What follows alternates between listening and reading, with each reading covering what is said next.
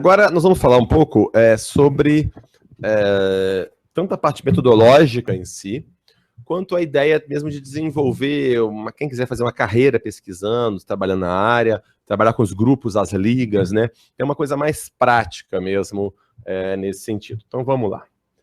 Primeiro aspecto, a gente tem que, quando vai falar sobre esse tema, você tem que mostrar a relevância do tema.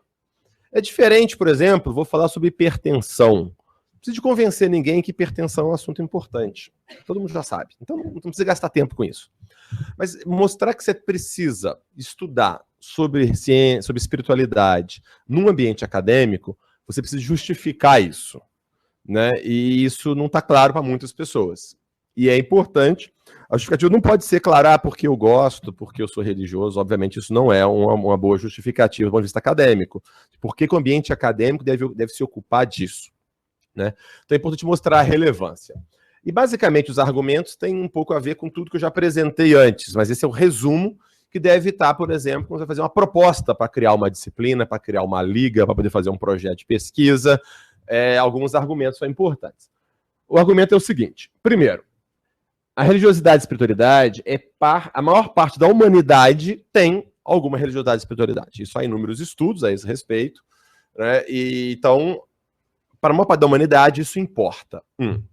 Esteve presente em todas as culturas e eras. Não há cultura e era sem religião. Houve até alguns movimentos políticos e tal que quiseram, né, governos quiseram suprimir, né, perseguiram a qualquer tipo de religiosidade, mas isso continuava acontecendo e quando os regimes caíram, a religiosidade se expandiu ainda mais. Ou seja, é parte da natureza humana. Do mesmo modo que a arte, o sexo, a espiritualidade é uma parte da natureza humana, esteve em todas as épocas, todas as culturas, faz parte disso. E então, a ciência precisa de conhecer tudo que faz parte da natureza humana. Se eu quero entender o ser humano, eu tenho que estudar todas as manifestações do ser humano. Não há tabu, não pode haver um tabu para a ciência. A ciência tem que investigar todos os temas. E há milhares de estudos que mostram que ela impacta a saúde e o bem-estar, positivo ou negativamente. Ou seja, é algo que sempre existiu, que é muito importante hoje e impacta a saúde. E é nosso dever, enquanto profissionais de saúde, estudar todos os fatores que impactam a saúde. Mas religião é uma coisa muito íntima, o sexo também é uma coisa muito íntima. A gente não estuda e não precisa de entender, é a mesma coisa. Os pacientes gostariam que esse tema fosse abordado. Nós mostramos alguns estudos, há muitos estudos a mais do que isso, que os pacientes gostariam que fosse abordado. E é nosso dever conhecer e abordar o que impacta a saúde dos nossos pacientes, independente das nossas crenças pessoais. E essa é uma recomendação, por exemplo, da Associação Mundial de Psiquiatria, Organização Mundial de Saúde, etc. Então, esse é o racional básico que justifica, ou seja, por que eu tenho que estudar esse assunto. Tá? Exemplo de mostrar relevância. Existe esse site, World Value Survey, é uma pesquisa de valores no mundo, valores no sentido de crenças, né? É muito bom esse site, World Value Survey. Quem quiser fazer pesquisa, é uma base de dados internacional, aberta, gratuita, com pesquisas feitas no mundo inteiro. Desde assim, é certo dar propina para o guarda ou não? Assim, tem perguntas desse tipo, entendeu? Até perguntas se tem vida após a morte. Assim, tem perguntas de todo tipo. E dados de muito boa qualidade, e dados que você pode baixar, fazer análise e publicar sobre esses dados. Nós temos um levantamento sobre os países mais populosos do mundo, sobre questões ligadas à religiosidade, espiritualidade especialmente. Engraçado que essas duas perguntas, pessoas têm alma e se há vida após a morte. A China não tinha essas questões. Não sei se o governo proibiu lá de usar essas questões, que lá, né, é um regime comunista, não sei, mas o fato é que não tinha. Os outros países mais populosos estão aqui listados. As pessoas têm uma alma.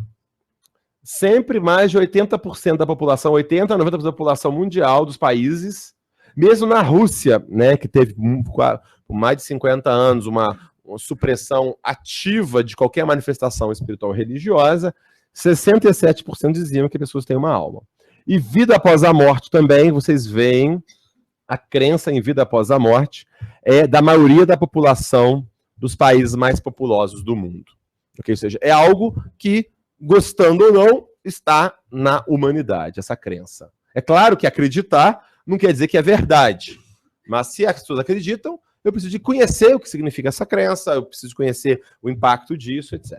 E o Brasil, já mostrei para vocês os dados do Brasil. Aí vem a pergunta. Então, a primeira coisa, isso é importante, se justifica por que é importante, e depois, se é possível investigar. Mas, tudo bem, mas isso é muito metafísico, é muito esotérico, não dá para estudar. Aí o argumento central é o seguinte: ciência, por isso que é muito bom trabalhar nessa área, quem trabalha nessa área de espiritualidade, ciência, tem que conhecer alguma coisa de filosofia da ciência. Filosofia, história da ciência, porque tem muitas crenças que a gente tem que são meio falsas sobre ciência. Tá? Por exemplo, só pode se fazer ciência se você puder medir algo e puder replicar em laboratório, senão não é ciência. Essa é uma ideia que a gente tem muitas vezes. Peraí, me diga o seguinte, como é que você replica em laboratório a explosão de uma supernova? Como é que você replica em laboratório a extinção dos dinossauros? Nada disso, isso é ciência. Por outro lado, só pode ser se você medir. Nas teorias científicas mais usadas atualmente, que a gente sabe, é a evolução das espécies por seleção natural. Darwin praticamente não fez conta para fazer a teoria dele. Então, só para dar um exemplo de que a coisa não é bem assim. É claro que é bom, se eu puder botar em número e replicar em laboratório, é legal, é bom. Eu gosto de fazer isso também, é bom. Mas isso não é condição necessária ou suficiente para fazer ciência. Tá? Então, só para mostrar que a coisa é um pouco mais complicada. E, basicamente, o que a ciência depende? É claro que é super controverso, né? Mas ciência, basicamente, ela tem a ver com o seguinte: é uma investigação da natureza, ou seja, do que existe no universo, natureza do que existe no universo, baseada em observações empíricas, você observa algum dado, não tem ciência sem um dado de observação, e o uso da razão. Você precisa observar os dados, usar a razão e submeter para avaliação dos pares. Aquela crítica intersubjetiva. Talvez esse seja o mínimo denominador comum das práticas científicas. Ou seja, é uma busca de explorar o universo, o que existe na natureza, através da observação de fatos, que são a base empírica, usando a razão e submetendo a crítica intersubjetiva. Isso, basicamente, é ciência. Então, para fazer ciência, eu posso e devo necessariamente ter algum dado, alguma implicação empírica observável, mesmo que indireta. Por exemplo, a gente não vê um átomo e tem evidências indiretas da existência do átomo, dos elétrons, etc. e tal. Evidências indiretas. Aqui é a mesma coisa. Eu posso, às vezes, eu não vou ver, não vou ter acesso direto, digamos, o que seria a dimensão espiritual, alguma coisa assim. Mas, por exemplo, eu tenho acesso a dados simplesmente acessíveis sobre a religião, sobre as crenças. Você acredita ou não em vida após a morte? Você acredita em diabo, em reencarnação, em inferno, sei lá. Você acredita nisso? Você pode se perguntar isso, investigar isso, e investigar que impacto isso tem sobre a sua qualidade de vida, sobre o seu morrer, se é paciente terminal. Ele acredita ou não em vida após a morte? Ele tem medo ou não do diabo? Sei lá, qualquer coisa. Isso impacta ou não a depressão dele, a qualidade de vida dele no morrer, por exemplo. Isso é um exemplo. Então, a crença, a vivência. O indivíduo tem uma vivência. O indivíduo teve uma vivência de transe. Como a gente fez, uma pessoa escreveu alguma coisa. A pessoa tem uma vivência de conversão religiosa. Teve uma vivência qualquer. Um comportamento. O indivíduo vai na igreja. O indivíduo lê um livro religioso, ouve música religiosa, ele participa de alguma atividade voluntária religiosa. São comportamentos observáveis e que você pode, a partir disso, investigar. E aí você vai pegar então, as variáveis religiosas, que são empiricamente verificáveis, e vai comparar, correlacionar com um desfecho, que seria, por exemplo, o estado de saúde física e mental. Eu pego a frequência ao serviço religioso e identifico níveis de depressão, ou identifico níveis de mortalidade, ou identifico se o indivíduo vai morrer de suicídio ou não. Ou a fisiologia, alteração do cérebro, alteração de hormônios, ou comportamento, ele usa droga ou não. Ou seja, se eu analiso as variáveis religiosas, que são variáveis preditoras, e as variáveis de desfecho, as variáveis religiosas. Se eu posso fazer isso, eu posso fazer ciência. Simples assim. Ok?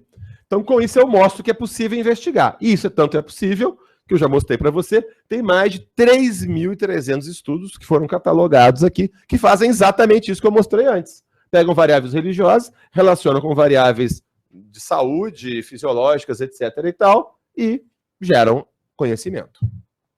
Tudo bem? Então, essa é uma demonstração clara de que é possível fazer. De modo objetivo, sem especulações metafísicas demais. Muito bom. Agora, as dicas que são importantes. Quais são as armadilhas mais comuns de quem vai para essa área? Eu estava brincando com o Rubens ontem no jantar que essa área atrai uma fauna diversificada. Tem bicho de todo tipo, literalmente. Então, a gente tem que avaliar com cuidado tudo para evitar, porque você vai ter desde aqueles que querem destruir a religião até aqueles que querem comprovar que a sua religião é verdade universal e vai salvar o mundo. Né? Quer dizer, e não é nenhum dos dois o objetivo desse tipo de pesquisa. Pesquisa é entender o universo, entender a natureza humana e entender fatores que influenciam o comportamento humano, a saúde e doença. É isso. Ok? Esse é o objetivo. Tá. Armadilhas comuns. Eu tenho que evitar o ceticismo dogmático e a credulidade ingênua. Inclusive, o termo não está nem bom aqui. Seria mais a negação dogmática, como eu falei que ceticismo não é. Quem me chamou a atenção disso, criticou isso aqui, foi um filósofo amigo meu, falou: ceticismo não pode ser dogmático, porque o ceticismo é a dúvida. Quem tem dúvida não pode ter dogma. Mas a negação dogmática, ou o antirreligioso dogmático, por exemplo, né? Então vai ter aquela pessoa que, não quero nem ver, eu já sei que é bobagem. Você vai ver muito isso.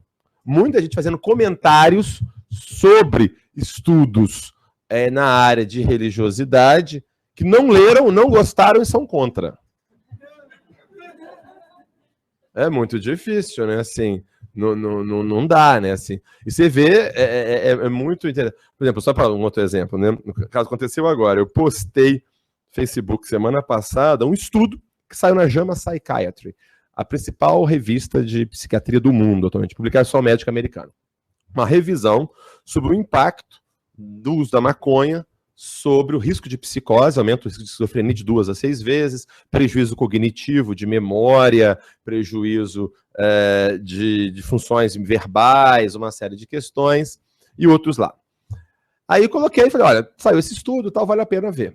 Aí alguém fez um post falando, mas que coisa baixo nível isso, de baixa qualidade, essa reportagem que você colocou, ou seja, a pessoa nem leu, primeiro não é reportagem, é um artigo publicado na revista, a pessoa nem leu, já está falando mal, quer dizer, o que é isso, né, assim? Então a gente não pode, tem que tomar muito cuidado, tanto com essa coisa de sair, não vi, não gostei, ou o contrário, qualquer coisa tá bom. Se é a favor do que eu penso, qualquer coisa serve. Bom, a discussão política hoje no Brasil a gente já sabe como é que é, né? Assim, qualquer coisa que é a favor do que eu penso, tá tudo certo. O que é contra o que eu penso, tá tudo errado, né? E não pode ser assim. Então tem que evitar também a credulidade ingênua de aceitar qualquer coisa. Como eu falei antes, que a OMS incluiu o bem-estar espiritual na definição de saúde. Não é verdade. Tá? Então, assim, temos que avaliar com muito rigor, com muito cuidado. Então a pessoa pega a fonte, viu numa revista, viu num blog, viu não sei o que lá, uma coisa de divulgação, imprensa leiga, e começa a misturar aquele negócio todo, e um monte de pesquisas de baixíssima qualidade, ou nem são pesquisas, as pessoas saem falando coisas, e você reproduz como se fosse fato científico. Isso não pode. Ou seja, do ponto de vista... Bom, pode fazer na vida, no ambiente acadêmico não pode. Estou só falando aqui do ambiente... Na vida de cada um faz o que quiser. Certo? Nós estamos falando do ambiente acadêmico, como que se faz no ambiente acadêmico, ou seja, não posso nem aceitar, nem negar cegamente nada. E, portanto, eu tenho que me basear em estudos de boa qualidade, analisando esses estudos. Basicamente, eu tenho que ter humildade de que eu não sei tudo, mas, ao mesmo tempo, ter rigor científico, que é os dois. Aqui falta humildade, aqui falta rigor científico. Como sempre, o caminho do meio ajuda bastante. Tudo bem? Cuidado com fatos conhecidos ou autoridades. Aquilo que eu já falei antes, né? Muitos fatos conhecidos não são fatos, como a definição de espiritualidade, como o fato de Descartes negou a emoção, negou... Como a pessoa fala assim, nossa, eu sou muito cartesiano, não aceito a ideia de Deus. Gente, nunca leu Descartes. Descartes começa a ideia de Deus, toda a filosofia dele. Quer dizer, então assim, muito cuidado para sair repetindo coisas sem a gente conhecer a fundo.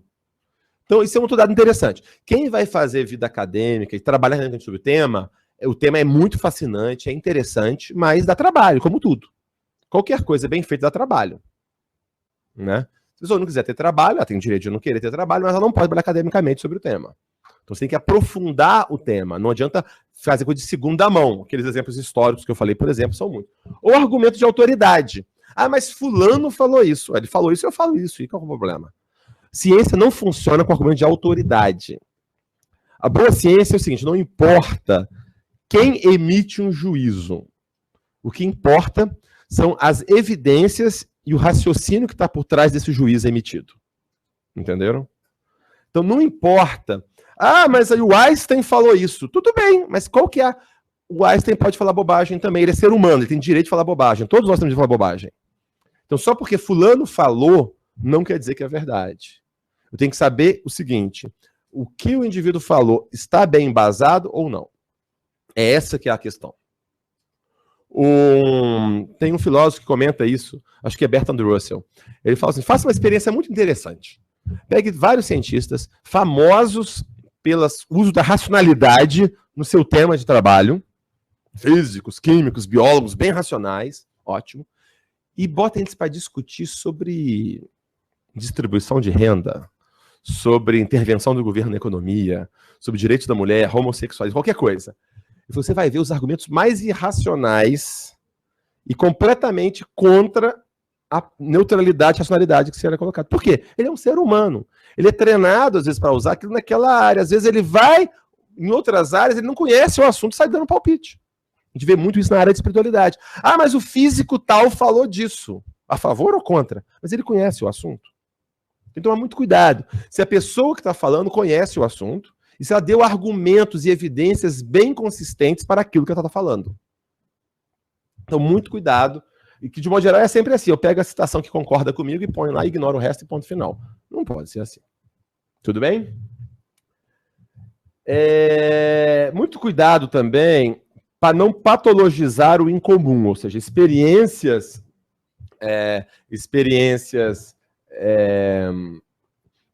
diferentes, incomuns e tudo mais, e tinha um risco antes de considerar necessariamente patológicas. Muitas experiências espirituais, por exemplo, elas eram patológicas porque a princípio parece que fugia do mais aceito. Tem que tomar cuidado com isso.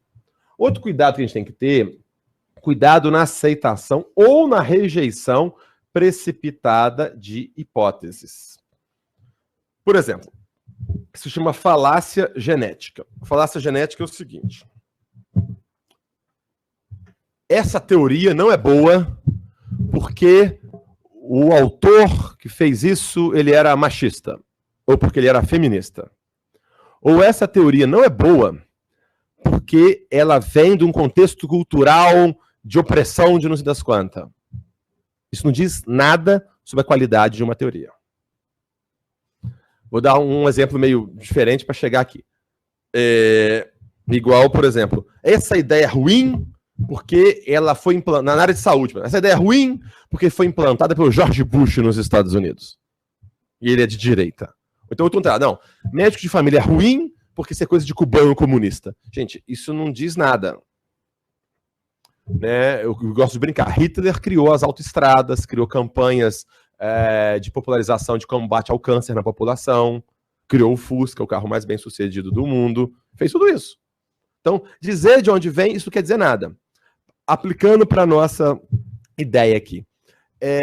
A teoria de Deus, como eu falei antes, a ideia de Deus surge pelo desamparo do ser humano e querer criar o desamparo aprendido, voltar ao misticismo primário, ao narcisismo primário da infância, da gestação e tal, e aí por isso, pela sua carência, ele cria a ideia de Deus. Isso não diz nada se a ideia de Deus é verdadeira ou não. Porque existe uma outra teoria que diz o seguinte: os ateus, de um modo geral, têm problemas com a figura paterna.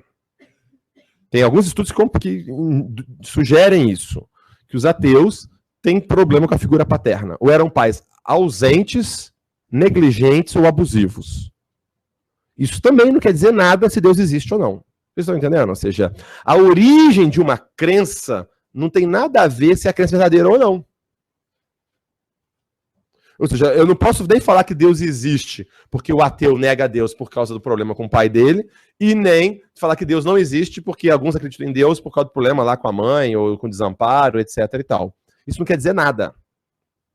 Pode dizer sobre como as pessoas podem acreditar ou não, mas a evidência, a ideia em si não é provada nem desprovada a partir da explicação da origem da ideia. Tá? Então isso você tem que tomar muito cuidado com isso. Ah, essa ideia é fruto do positivismo. Isso não quer dizer nada. Pode ser fruto do positivismo, pode ser ideia boa. Isso não quer dizer absolutamente nada. Tá? Então muito cuidado com isso. Outra coisa, teoria dentro ou fora de moda. Ah, isso é uma ideia muito antiga. Isso já foi recusado, isso já é ultrapassado. Ideia antiga e nova não quer dizer nada também.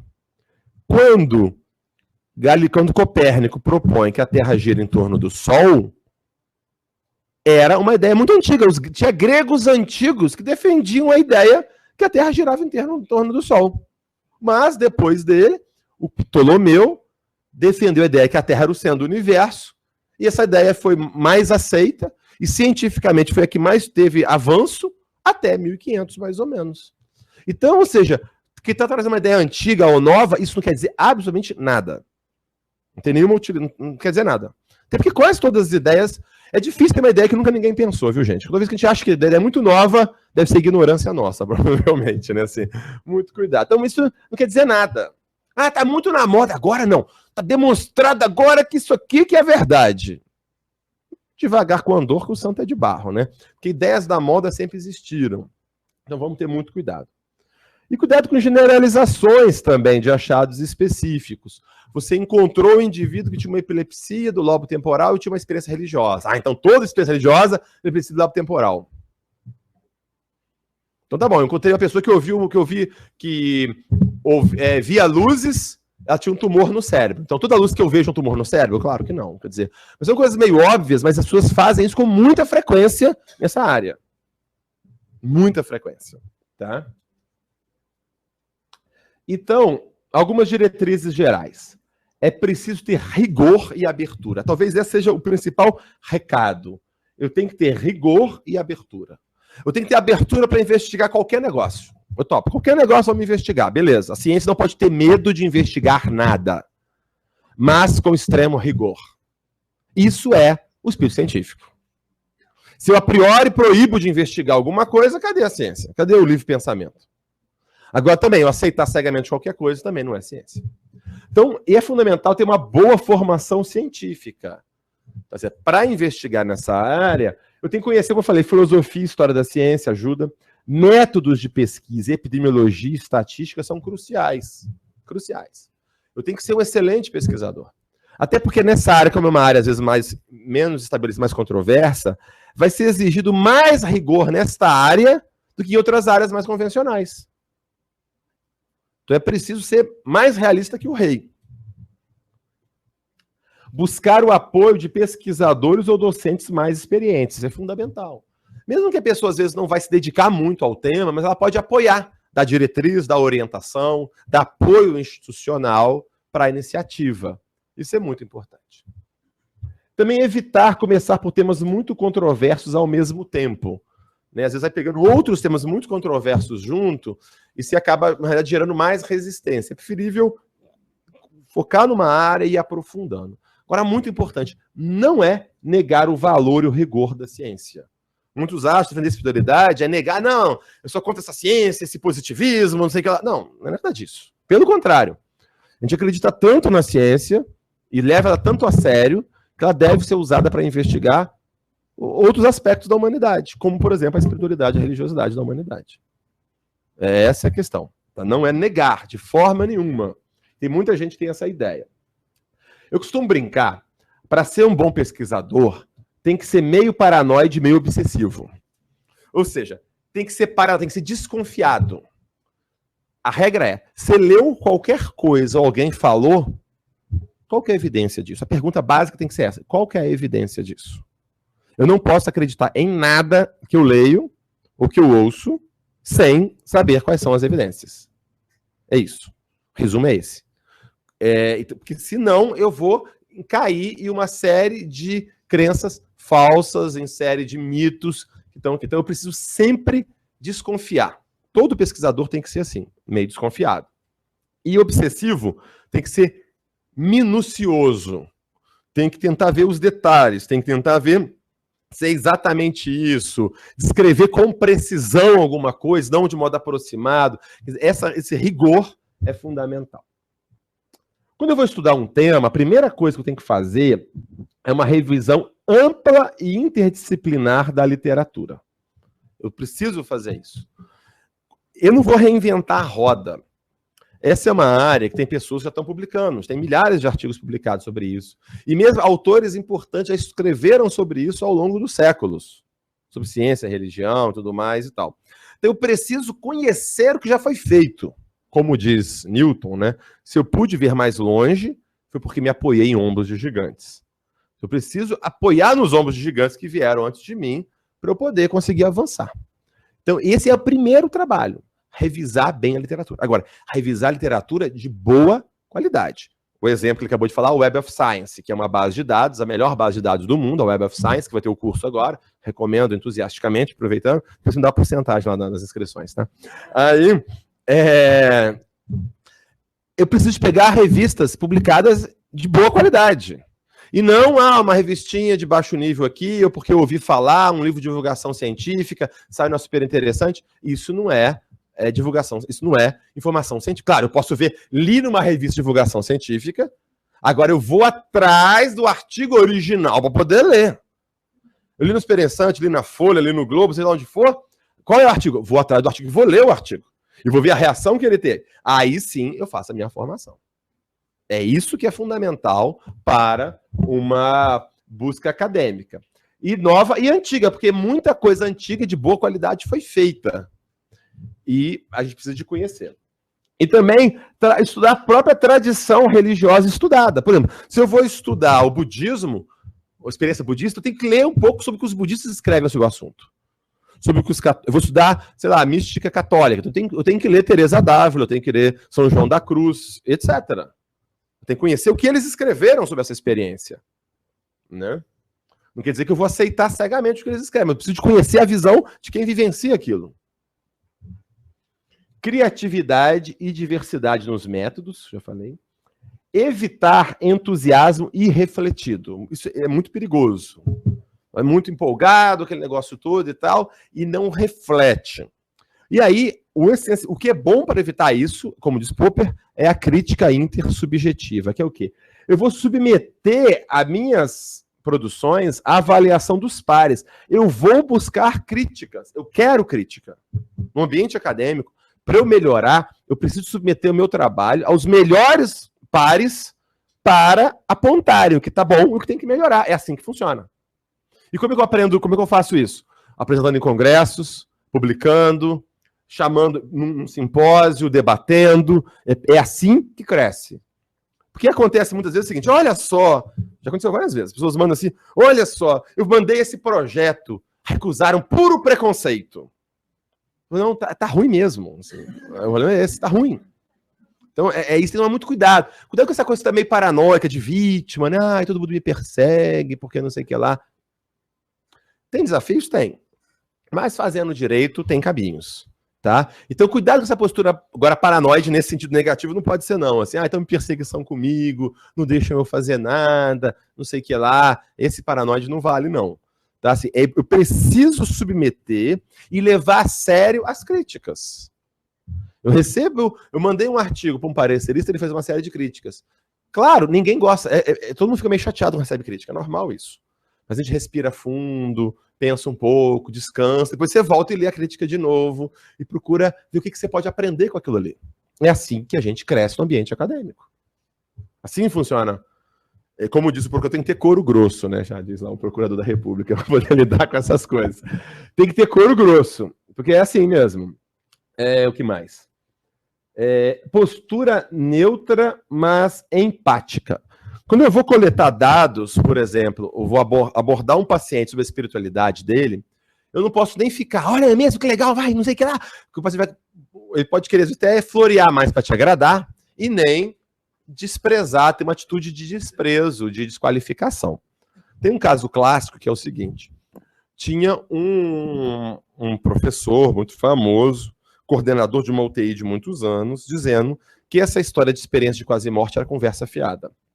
Porque ele coordena uma UTI e tal há mais de 20 anos e ele nunca teve nenhum paciente com experiência de quase morte. Então isso não existe.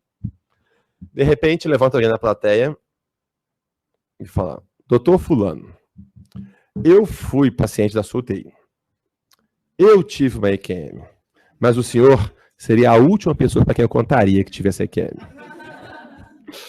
Então, muito cuidado com a postura, né? Quer dizer, a postura pode inibir as pessoas para falar ou estimular demais para ela florear. Então, essa postura neutra, mas empática, de abordar a espiritualidade, mesmo na pesquisa, né?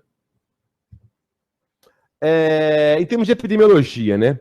Muito cuidado em pesquisa. A gente está careca de saber que associação não quer dizer causalidade, né? A gente aprende muito isso no ponto de vista epidemiológico, por isso que a epidemiologia é muito importante. Então, por exemplo, estudos transversais. Eu encontrei um estudo, por exemplo, vários estudos em que o indivíduo que reza mais tem mais dor. Será que, então, que quanto mais eu rezo, mais assombração me aparece, como diz o povo? Será que é isso? Ou seja, pode acontecer o seguinte, que o indivíduo tem dor, e pela dor, e como coping, ele usa a oração, por exemplo. O estudo transversal, ele não explica quem vem primeiro, o ovo ou a galinha. Do mesmo modo, o indivíduo que frequenta mais serviços religiosos tem menos depressão. Os estudos são muito claros nesse sentido. Quem frequenta mais tem menos depressão. Mas a pergunta é, frequentar serviços religiosos gera menos depressão? Ou ter depressão, mas você fica tão desanimado que você não quer ir na igreja? Não é isso? Para isso, precisa de estudos longitudinais. E os estudos longitudinais, de modo geral, dizem que a frequência é que diminui a depressão. Então, muito cuidado com estudos transversais. Tem que fazer, mas tem que refletir. Escolha cuidadosa dos instrumentos. É comum as pessoas perguntarem assim, quero fazer uma pesquisa, que instrumento devo usar? Não depende. Uma coisa assim, eu quero fazer uma coisa lá em casa, que ferramenta eu devo usar?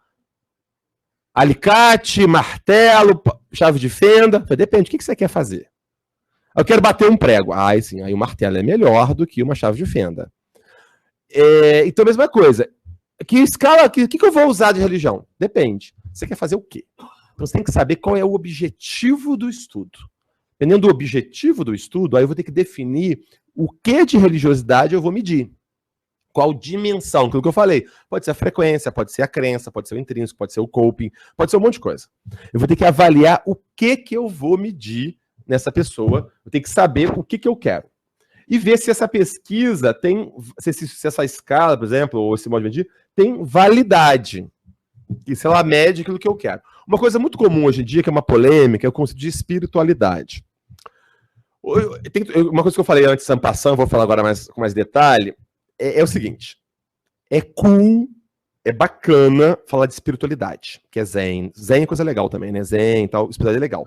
A religião é do mal, é um negócio meio pesado, religião, dogma. Assim, a ideia que vocês têm é mais ou menos essa. Então, falar de religião é do mal, é out, né? E falar de espiritualidade é cool, assim, é super shake, assim, é bacana, tá? Bacana. E aí, com isso, vem uma ideia de que religião é ruim, espiritualidade é bom. Primeiro, não há nenhuma evidência científica sobre isso, tá? Na realidade, não há estudos mostrando isso. Pelo contrário, alguns estudos mostram que a espiritualidade sem uma religião tem alguns estudos mostrando que tem mais problema. Então, assim, essa é uma área bem controversa, a coisa não é simples como as pessoas colocam. O que tem de evidência quase sempre é sobre religiosidade. E qual que é o problema também? Aí, espiritualidade é tão cool, é tão bacana, que todo mundo quer ter espiritualidade. Aí, qual que é o problema? Às vezes se amplia o conceito de espiritualidade tanto que não mede nada. Um conceito é bom quando ele separa uma coisa da outra. Se o conceito de maçã é bom, que ele separa de uma banana. É diferente. Banana e maçã. Se o conceito fica tão amplo, que eu não consigo separar mais qual fruta que é qual, já não ajuda muito. Então, por exemplo, por isso que eu gosto daquele conceito de espiritualidade que fala sobre o transcendente. Quer dizer, o conceito de espiritualidade vem com transcendente. Todas as tradições espirituais têm uma questão de transcendência, né? Extrafísico, extramaterial. Todas as tradições têm isso. Então, esse é o conceito que a gente gosta bastante, e outros autores também. Outros começam, não, mas espiritualidade fala negócio, não, mas espiritualidade é muito, assim, muito vago, ou muito transcendente, é muito, falar de espírito, esse negócio não pode, não. Aí, então, vamos falar, aí começa a falar o seguinte, não, espiritualidade tem a ver com o bem-estar, com sentir integrado na vida, com sentir que tem um propósito na sua vida, com ter otimismo. Ou seja, você começa a medir qualquer coisa, começa a ser qualquer medida de bem-estar passa a ser espiritualidade. É um problema grave. Porque aí, por exemplo, existem várias escalas de espiritualidade que medem assim, olha só. O cara quer medir, olha só qual é o problema. Eu quero medir se espiritualidade tem a ver com depressão. Perfeito? Ótimo. Se o cara é mais polarizado, tem mais ou menos depressão. Ok. Aí como é que é medida de espiritualidade? A questão. Eu sinto que minha vida tem um propósito. Sim ou não? Aí você vai falar que, digamos que sim. Aí pergunta assim, eu me sinto integrado às pessoas à minha volta. Eu me sinto com fé que as coisas vão melhorar, etc. Vocês conhecem algum deprimido que está com fé que isso vai melhorar? Vocês conhecem algum deprimido que se sente integrado na sua vida, tem propósito? É claro que não. Se eu começo a medir espiritualidade como indicadores de saúde mental, eu paro de medir espiritualidade, passo a medir saúde mental, e sempre vai ter uma correlação, por exemplo, inversa com depressão, por exemplo. Então, este é o problema. Esses indicadores de saúde mental, eles podem ser um desfecho da espiritualidade, mas não a medida em si da espiritualidade. Então, essa é uma polêmica grande da literatura, a gente tem trabalhado bastante sobre isso. Então, muito cuidado com a medida de espiritualidade. Porque se medir espiritualidade, de novo, como se sentir bem, integrado, com otimismo, e aí a pessoa até que não tem nenhuma espiritualidade, ele pode sentir que tem um propósito. Sei lá, um marxista, todo materialista, pergunta para ele assim, você tem um propósito? Claro que tem, ele quer fazer a revolução comunista, por exemplo. E ele vai ficar muito bravo se falar que ele tem espiritualidade, porque ele é contra a espiritualidade. Então, assim, muito cuidado com esses conceitos, tem que analisar bastante cuidado, tá? Armadilhas, nosso tempo está acabando, né? Deixa eu pular isso aqui então. Então, temas de investigação. O que está mais, tem mais facilidade de investigação e mais importante atualmente, tá? Estudos epidemiológicos e psicossocioculturais e que abordam essas lacunas principalmente. Quais são os mecanismos pelo qual a religiosidade aborda, mecanismos a religiosidade impacta sobre a saúde? As implicações clínicas, como eu falei também. Essas duas são duas variáveis muito importantes e pouco estudadas. E é bom começar por isso. Tem outras áreas mais maior resistência, estudo de terapias espirituais, investigar uma questão da dimensão espiritual, isso é uma coisa que é um pouco mais controversa.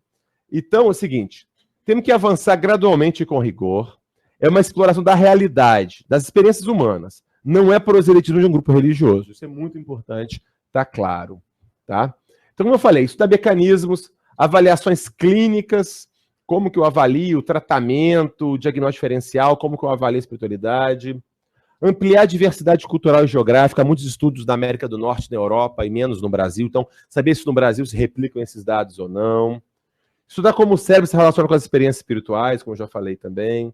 Modelos teóricos mais abrangentes que expliquem a espiritualidade, são muito necessários também. Em resumo, o que nós conhecemos, gente, sobre o mundo, sobre o universo, é apenas a ponta do iceberg. É importante isso. Quer dizer, a gente conhece razoável, mas é uma pequena parcela do que existe na realidade no universo. Então, a gente tem que ter humildade. Toda vez ao longo da história, no meio acadêmico, as pessoas tiveram muito arrogância, você vai ver que elas são desmentidas por fatos depois. Por isso, como eu falei, eu sou fã do Karl Popper, e ele tem uma frase que eu gosto muito, que ele diz o seguinte: eu acredito que vale a pena tentar aprender algo sobre o mundo. Mesmo sem tentar fazer isso, nós apenas aprenderemos que nós não sabemos muito. Este estado de ignorância aprendida pode ser útil em muitos dos nossos problemas.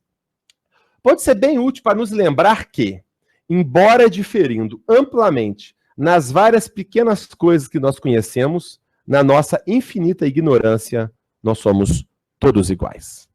Acho que essa, na realidade, é o que nos une.